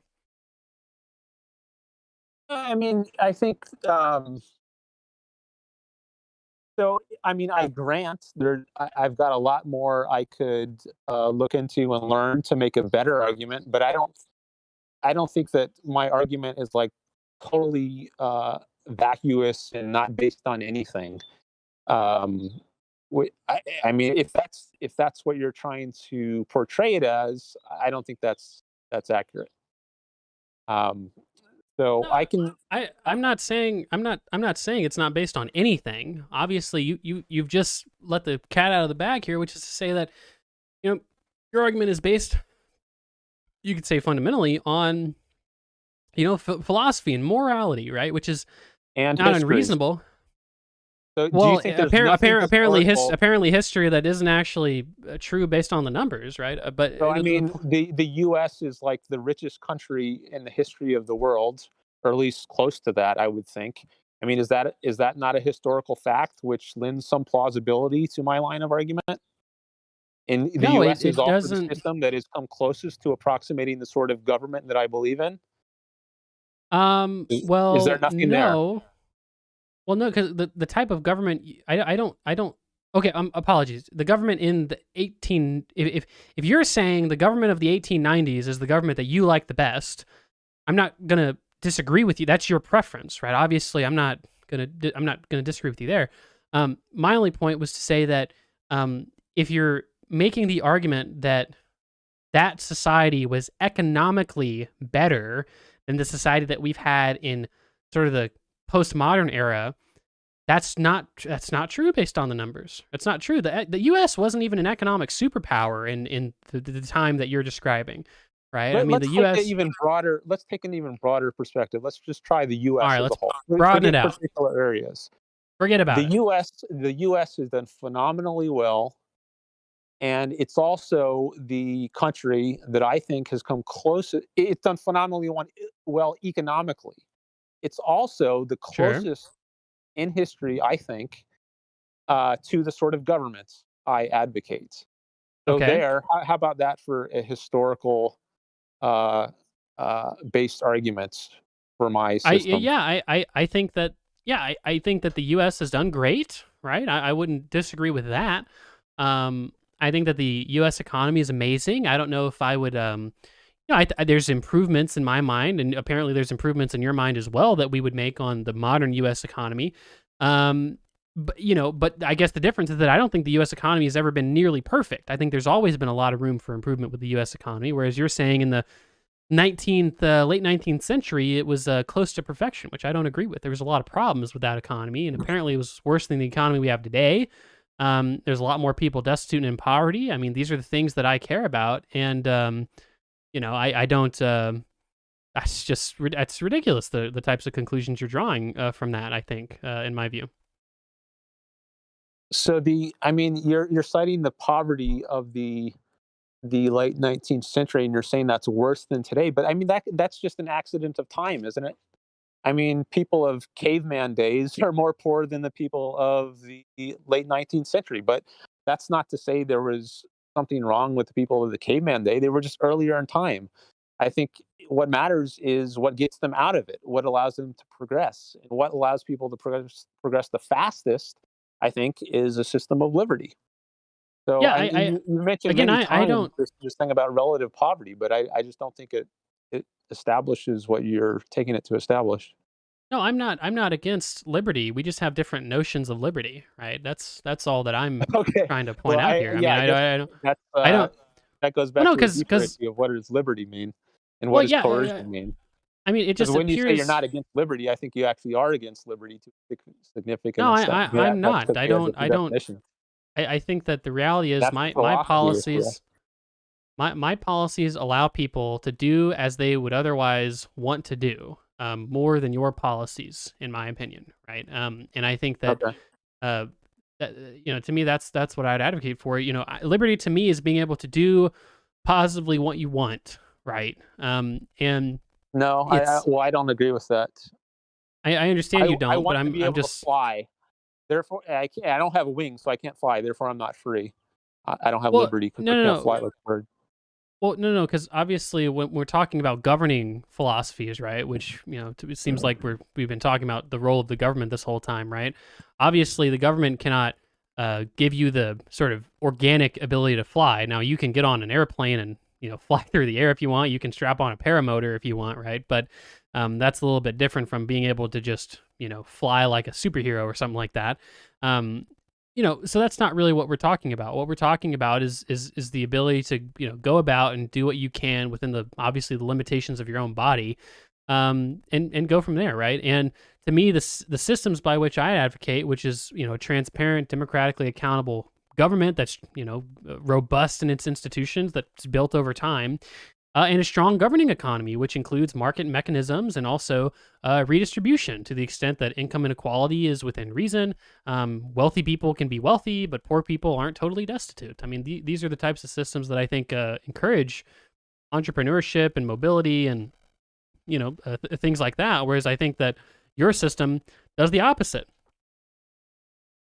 Yeah, I mean, I don't think the system you're advocating is it's certainly not consistently pro liberty. If you say there can be like income inequality within reason, is that within your reason? Whatever you Econoboi are okay with, but if it goes beyond what Econoboi is okay with, or what a majority people are okay with, then we're No, just not going to let that happen. it's within collective reason under a governing and under a democratic governing apparatus with checks and balances and probably with a constitution as well that prevents you from overreaching, right? I mean, this is the framework that we've operated under basically since the U.S. started, right? And we've only sort of grown in the amount of social spending that we've done ever since then. And we've seen real decreases in the amount of precariousness and sort of impoverishment that people have faced, right? Social Security, Medicare, food stamps, things like that. I mean, it's a good thing that our society can afford to do that kind of stuff. And it can afford to do that kind of stuff with market mechanisms, people being entrepreneurs and going out there and starting businesses. And I think that the better environment to start a business and to be an entrepreneur and to be an inventor is an environment where you don't constantly have the wall of poverty and homelessness and hunger at your back. Well, I think not having force at your back, not having a gun pointed at you all the time it's what's conducive to prosperity and not being in poverty. Now You that's when don't have people a gun pointed all the time when you're in my society. you do actually. If you favor taxing people, there's a gun behind all those taxes, all your regulations. They've got a gun behind them. So yes, there is a Well, gun. no, you don't pay taxes if you don't work, right? So obviously, there's many. If you're an entrepreneur who's tooling around in your garage trying to come up with that next great invention, you're not paying any taxes. And if you're a business that's not profitable, to the extent that you're not marketing your product for a profit because you can't, you're also not taxed, right? So You it's shouldn't have to not work in order to not be taxed. You should be able to work and keep the results of your work. I You just should said be you able to can keep the results of your effort I just and said you not can have work to and not be forcefully. taxed.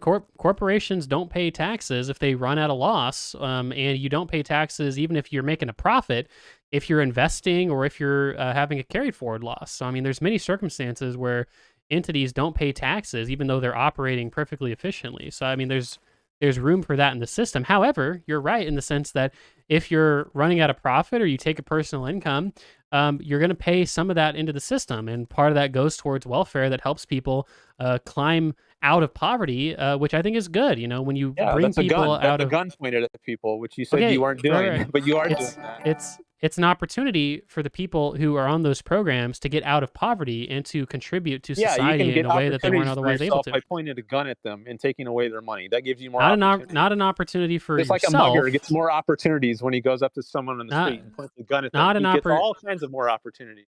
not an opportunity for But it's yourself, not an just. opportunity. That's not No, just. Dan, you're interrupting me because the example's getting more ridiculous. Not an opportunity for yourself, an opportunity for all of those people who were born into less than advantageous circumstances. I mean, again, I think that that's a lot different than holding a gun to your head and asking for your wallet. Again, you have a say in how much taxes you pay collectively, and to the extent that you're out there and voting, and to the extent that your policies are, agreeable to most people. I mean, that's where your policies are going to be enacted. So It I think that shouldn't have that's to be agreeable to different. most people to keep what I earn. You shouldn't be able to get a bunch of people together and vote away someone else's property, what they've earned. Well, right, but Point. under your system, I've donated to a military that you might not agree with. Now you're governed under the same military and police apparatus, even though I didn't donate to them. That's ridiculous, Dan. You're coercing me. Wait, say that again. I didn't follow Under that. under your system that is funded by voluntary donations and whatnot, I am governed under the same police and court and military apparatus, even though I didn't donate to them. Yeah, and they're not forcing you. They're protecting Wait, people from force. but I don't agree to abide by those by that force. I don't agree to live under that apparatus. They're not forcing you. They're only using force in retaliation. They're not initiating force. That's the difference between them and a criminal. Right, but when When you have when when you have a vague notion of fraud in a system, in a it's not a situation vague where notion of fraud. it is a vague notion of fraud You know, I because you think haven't it's actually. well. Yeah, go Okay, on. well, tell me why it's vague. Well, because again, you're not you're not defining in each individual circumstance what fraud is and isn't, right? Fraud obviously can be different depending on who you ask, right? I'm not defining it. Wait, I mean, there's a What is it's like fraud in your it's opinion? it's like the non-consensual thing we were talking about before. When you misrepresent the goods that you're exchanging with someone, that's a form of fraud. Like if you mislabel something on a food and you say it's only 10 calories per serving when it's actually 100, and someone Right, gives you yeah, sure. money on the condition that they think they're getting only 10 calories per serving, then Yeah, they're getting let's engaged in fraud. let's say I market a pill and I say it works. I've tried it on 100 people and it worked for them, but then, you take it and all of a sudden you get cancer and you almost die. Have I committed fraud? Depends what you've said relative to what you know is true. I said the pill works and 100 people took it and it worked for them and it'll cure you as well. Have I If you committed fraud? I don't know, not necessarily. I mean, if you're just reporting like it's worked Let's on a bunch of people, you're not let's saying it's worked at a certain rate or it's going to work for everyone. yeah. This is part of being a responsible adult. You can't just mindlessly, grab everything off the shelf. You have to think about something, or maybe look at a brand to get back to the Right. thing we were talking about before, And and so that can be done entirely privately. when I said that you're putting the onus on the victim, that's what I meant. I just think that's not advantageous, right? Again, I think that there's real Onus on the victim. increases. Yeah, because you're basically saying that, well, this person made a good faith effort to test the product and put it out there, and what you're saying is, well, that person who took that pill is a fucking idiot because they should have shopped around a bunch and not trusted your product, right? And that's where I think you end up with some, we could say victim blaming, but just basically some about fraud, whether fraud was committed. right. And I what you think, said in response to the scenario, was this guy should have shopped around more. He shouldn't have trusted this guy. Which, I mean, I don't know. I It said, seems I think I said like maybe. I mean, it depends exactly what was said relative to what was said, promised. said Or maybe. wait, that doesn't make sense. It didn't. You can't lie. You can't lie to people. That's what fraud is. If you're lying and misrepresenting your product, that's fraud. And I don't. You said it was vague. I had some vague notion of fraud. I don't. Well, I don't know. I see mean, when what's Bill vague about Clinton this.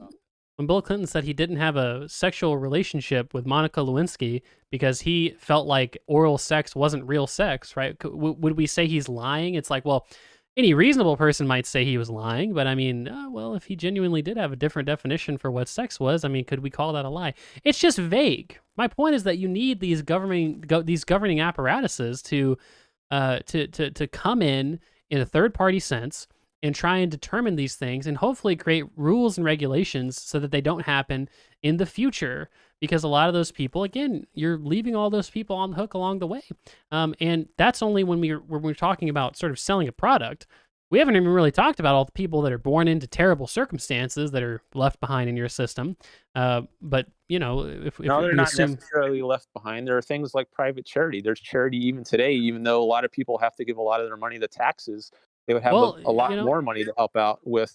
And there would be much less need for charity because I think people would be so much better off in my society. well, like I don't think we've had tax cuts before, and we've also had systems with very very very little taxation before, and we still see a lot more poverty in those systems without those taxes than with them, right? And I think that that's where the empirics kind of, again, you're trying to have your cake and eat it too. I'd prefer you just to say like, yeah, a lot more people will be in poverty, but at least at least we have my notion of freedom in my society. That would make more sense to me. But you're trying to say that without welfare, we'd have a lot more charity, and people would be a lot more prosperous, sort of generically, because they'd be a lot more free. And it's like, I don't know, apparently we had that almost perfect free society in the late 19th century when growth was lower than it was today, and when a lot more people were in poverty and had a lot more destitution. I mean, I don't don't know. buy the growth was lower. I mean, you can cite your economic numbers, but I don't know that those are the only studies. Well, hey, first of all. you said you And I don't know take a that those are the most historical... relevant studies. Well, you said you take a For the- historical analysis, and this is from the Economic History Association. So, I mean, hopefully you take their word for it at least a little bit. But if you It's don't, not that's just fine. economic numbers. I mean, there's general knowledge of history. Like I was saying, all the inventions, the car Got a lot invention, of the car, inventions today, though. automobile, all that stuff. But I think that the rate of those sorts of epical sorts of changes was plausibly greater back All right. then. I don't know, Dan. I don't think we're going to get much farther in here. We've been going almost 2 hours. Can I say one more thing? Just one more Yeah, thing. go for it. One more thing. Let's do it. The really deep philosophical sort of reason for thinking that things are better when you have freedom is because the mind needs freedom in order to function. The mind doesn't function under force, and the mind is what creates values. So, the entire scientific revolution is a product of the human mind reasoning. And when you subject the mind to force, you prevent it from functioning. You paralyze and negate the mind. That's a phrase that's Ayn Rand uses sometimes. And when you paralyze and negate the mind can no longer produce wealth, and that's that causes people to be less well off. So that's a very philosophical sort of reason, which I think underpins the sort of reason, or underpins the historical facts. The reason why you see historical societies doing better when they have freedom is because it allows the human mind, which is the source of wealth, to function. All right. Well, Dan, it was good talking to you. Do you want to tell people where they can find you? If you've got a channel or something like that, go ahead and post it in the chat if you want, and we can hang up after that. Okay. Yeah. So my YouTube channel is youtube.com/Dan Norton1. I'm also on Twitter, at Dan Norton 111. And I guess those are the two, or at least two good places to find me. And thank you for having me on your show. I appreciate it. Yeah, it was really good talking to you, Dan. I had a good time. It was good talking, and if you ever want to come on again, just hit me up. All right. Thanks a lot.